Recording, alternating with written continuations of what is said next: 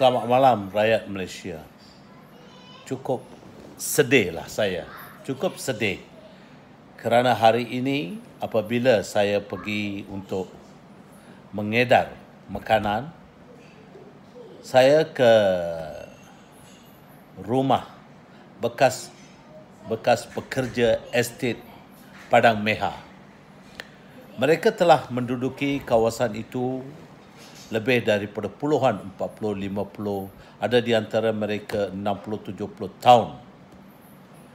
Ada yang lahir di situ seorang, baru seminggu yang lalu, beliau telah pergi mengambil air. Bekalan air ke rumah-rumah mereka dipotong atas satu masalah di mana pemilik ladang itu telah menjual ladang itu kepada orang lain dan pembeli ladang itu beliau telah pergi ke mahkamah dan penduduk-penduduk itu juga pergi ke mahkamah. Jadi keputusan mahkamah belum ada.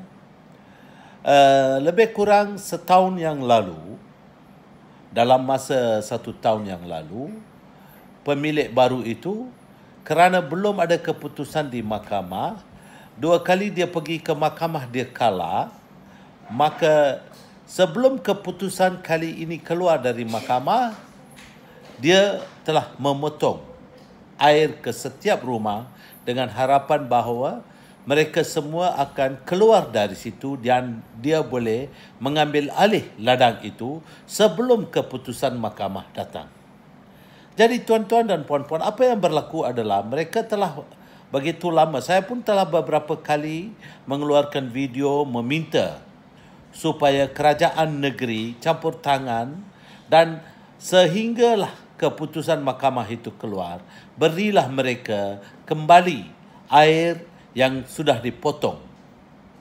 Mereka semua ada bayar cengkeram dan menggunakan air secara sah. Tetapi kenapa pegawai-pegawai kerajaan khususnya SADA dan pejabat menteri besar bersekongkol dengan pemilik ladang itu?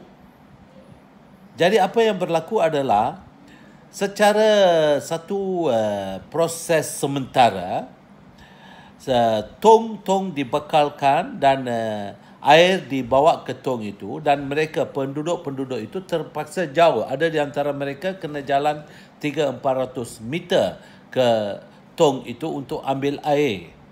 Jadi seorang tua 70 tahun umur beliau, suami kepada Puan Kaliama, 70 tahun.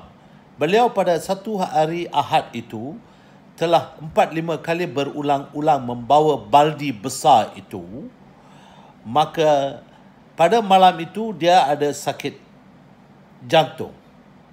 Umur 70, terlalu kuat kerja, stres hanya untuk hari itu. Dia perlu lakukan itu setiap kali air diisi dalam tong-tong itu, kerana itulah air yang mereka gunakan untuk masak dan minum dan sebagainya. Jadi pada hari itu dia meninggal dunia. Jadi siapa? Dia meninggal dunia kerana diserang sakit jantung akibat buat terlalu kuat dia kena buat itu kerja. Jadi ada seorang yang sudah menjadi pembunuh. Siapakah pembunuh itu? Siapa yang bunuh orang itu? Jadi saya percaya, untuk saya, pembunuh itu adalah Mukris Tun Dr. Mahathir. Sebab Mukrislah Menteri Besar Kedah dan seharusnya Mukris boleh campur tangan dan selesaikan masalah itu. Tetapi dia bersekongkol dengan orang untuk memotong bekalan air ke rumah-rumah itu. Jadi saya minta Mukris Tun Mahathir, sudahlah kamu bunuh orang itu. Mengapa tidak sekarang ada lagi lebih daripada hampir 20 lebih keluarga? Mengapa tidak sambungkan air ke rumah-rumah itu?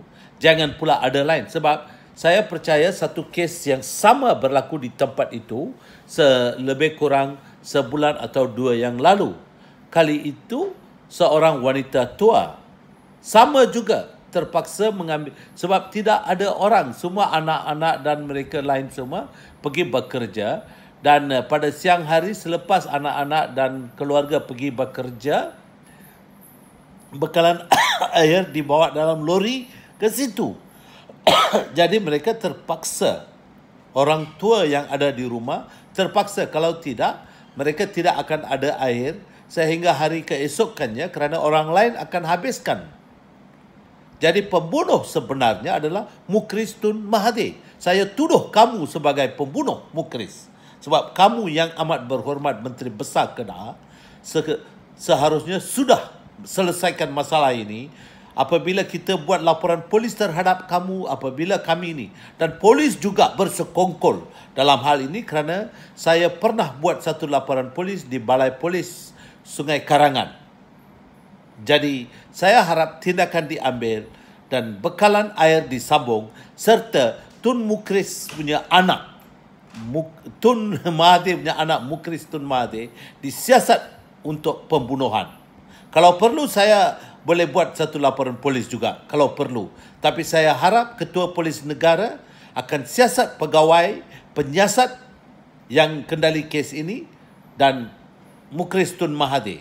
Tangkap dan charge mereka kerana membunuh. Terima kasih.